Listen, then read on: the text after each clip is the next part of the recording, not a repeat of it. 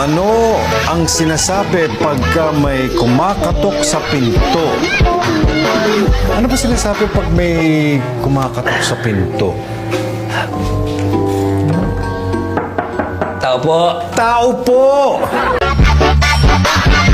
Tama, eksakto. Oh, five, ano?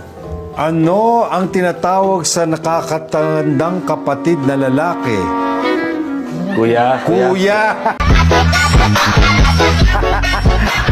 Galing ko ngayon Bilis Ano ang sinasabi pag sumagot sa telepono? Kuya. Hello. Hello! Ito yata yung tinatawag na thinking out loud. English word. Pagka may dinadala sa bahay. Delivery.